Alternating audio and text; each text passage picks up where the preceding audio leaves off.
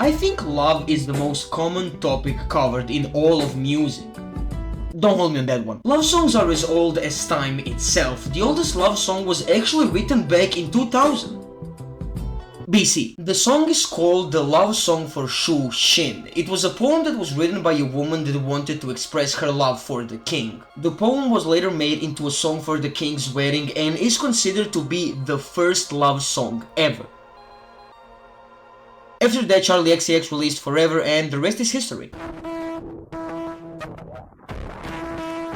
I think I speak for everyone when I say that all of us enjoy a good love song here and there. Not all love songs have to be about love partners, they can also be about family members, friends, places, activities, and whatever else there is to love. Personally, I'm a sucker, no pun intended, for a well-written, performed, and produced love song. Some of my favorite songs of all time are love songs, but recently I realized how much one stands out from the rest. Forever is a perfect love song. Forever by Charli xcx was the first single for her fourth studio album, How I'm Feeling Now. How I'm Feeling Now was Charli's quarantine album as it came out in peak quarantine. 15th of May 2020 was the exact day that the album came out, and I personally think that it's still to this day Charli's best project. But we are not here to talk about the album. The song Forever was first teased a little over a month before the album came out. On the 6th of April 2020, Charli tweeted 4 screenshots of messages between her and some producers that would ultimately be on the album. The screenshots would feature text messages between Charli, A.G. Cook, BJ Burton, and Dylan Brady of 100 Gags. In the text messages between Charli and BJ Burton, she would tease the first single for the album, Forever. The text messages revealed that both BJ Burton and A.G. Cook would work on the song's production, and the planned release for the song would be either the 10th or the 13th of April. The following day, Charli would preview part of the song's instrumental via her Twitter.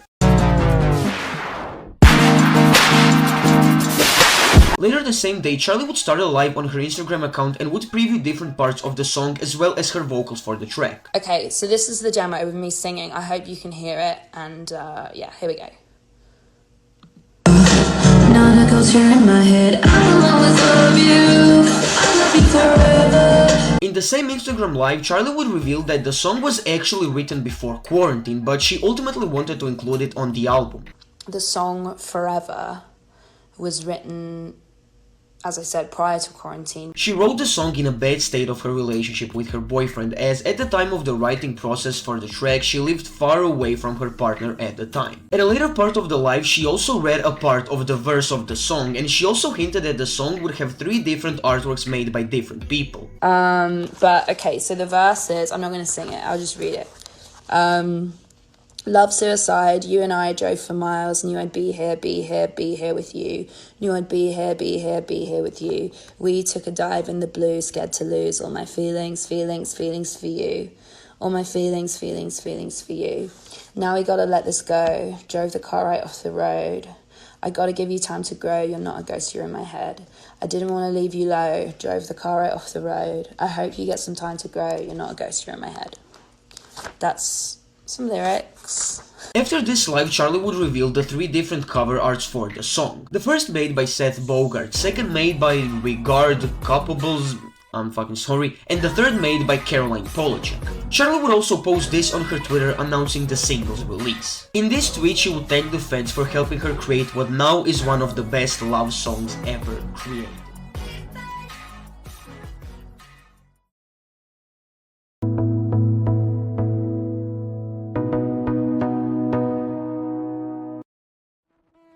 The song starts with a harsh, noisy, industrial-sounding build. For the first 10 seconds of the song, you almost can't predict where the song is gonna go sonically. Once the song hits the 11-second mark, a simple percussion pattern is added on top of the industrial part. The first words that Charli says on the song are love, suicide. These 2 words are, I think, sort of a general statement. They are not here to push the story of the song, but they are used as like a message. The word love placed next to the word suicide is sort of oxymoronic. Love is a lot of the time seen as a positive emotion. It's not something that a lot of people think badly of. With this, Charli is, I think, trying to say in an interesting and a unique way that love is not that simple. It's a complicated feeling that can cause good, but it can also affect a person in a bad or even in a horrible way. If a person loses the feeling of love or loses someone or something that they love and give a lot of attention towards, it can lead to suicide, both in a literal and a figurative way. In the next few lines of the song, Charli paints a very vivid picture through her lyricism. "You and I drove for miles" is such a great lyric. It represents a relationship that has lasted for a pretty long time. Charli and this other person have gone through a lot of things in their relationship as they drove for miles. They have been through thick and thin since they've known each other. Charli points out that she kinda predicted the relationship to be in a state that it currently is in. She knew she would end up with this person, but she's scared to lose them. She doesn't want to lose her feelings towards this person, as she always knew that they would end up in this situation. In the pre-chorus, we can see Charli slowly come to terms with the idea of separation. As the instrumental changes and adds some almost trap-sounding elements to it, Charli is talking directly to this person.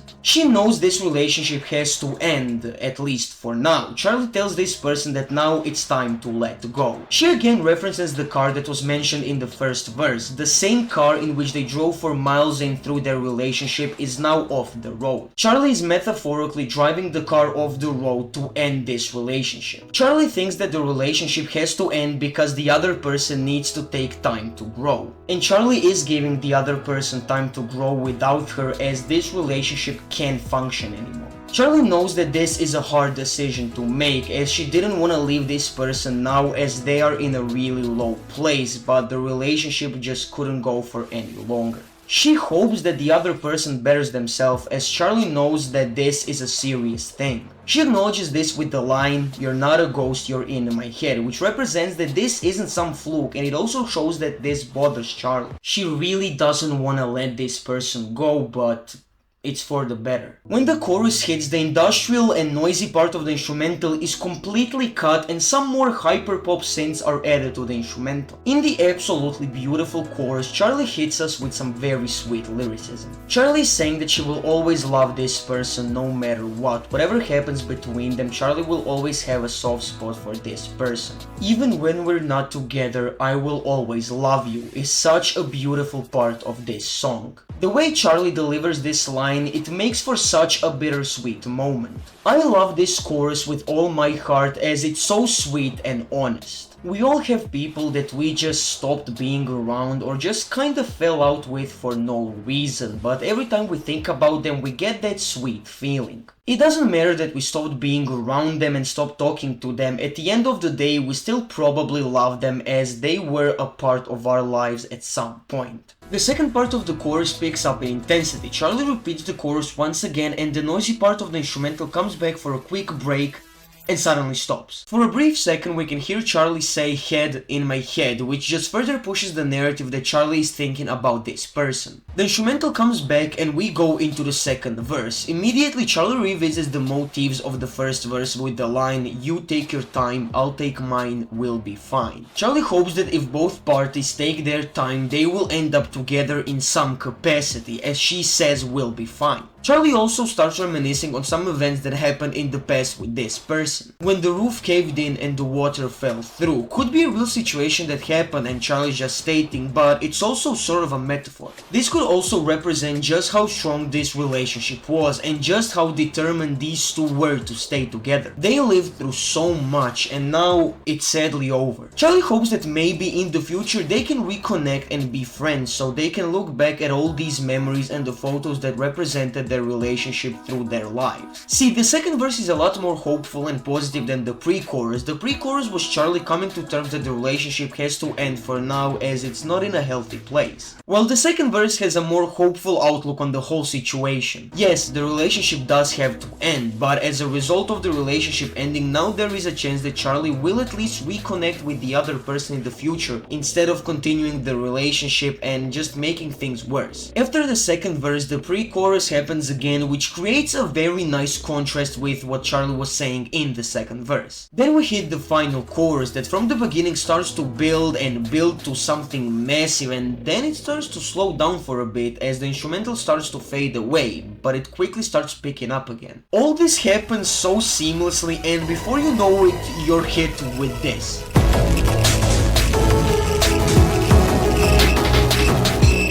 The sound of the post-chorus or the break of the song just sounds like all the conflicting emotions are fighting each other. As Charli is at the same time happy that the relationship is over for the good, but sad at the same time, but also knows that she will miss this person. This is so normal, as love is a tricky thing that does play with your emotions and mind. In the break, the lyrics are glitching in and out just like the instrumental is. Near the end of the break, all the EDM parts of the instrumental are cut to make the outro of the song feel like an ambient electronic calm down. In the 30-second outro, Charli is repeating the lyrics, front of my mind, in the front of my mind, you stay right in front of my mind, which represents how Charli will not forget about this person. Whatever happens or in whichever point of her life Charli is, this person will always stay in front of her mind. She's almost reassuring this person that she truly does love them, as she will make sure to not forget them. She's basically saying that she will love them forever.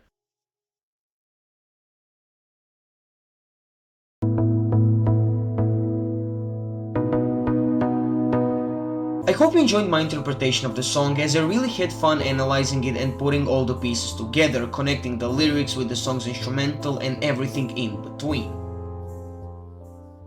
But there is still one thing that I haven't mentioned. Forever has multiple interpretations. Yes, the obvious one is that Charli is talking about a love partner that she has to let go of. This is the most obvious one, as it's clear from the lyrics, and Charli literally stated that this song was about her partner at the time, but I think that the more interesting interpretation of the song is that it's written to Charli herself. I think that you can flip the song's lyrics on itself and really view it as a letter to Charli's past self. The song is about growing up and finding out who you are over time. The song did come out in the middle of quarantine, when a lot of people had a lot of time to themselves to explore what they like and what they are into. It was a perfect time for Charli to release the song, as a lot of people were losing partners and people in their lives due to self-isolation, but people were also growing apart from their past self. Everyone had so much free time to explore themselves as people in quarantine, and the song just perfectly captures all of those aspects. I mean, when quarantine ended, I was a completely different person as to when quarantine started, and I assume this happened to a lot of you watching this video. Just think back to 2020, 2021, and even a bit of 2022. Since then, we have all changed so much. Forever perfectly sums this up, and if you don't believe me, go and listen to the song with all this in mind, and you will be shocked as to how much it correlates and how perfect this song is as a pure love song about separation from a loved one, but also as a love note to one's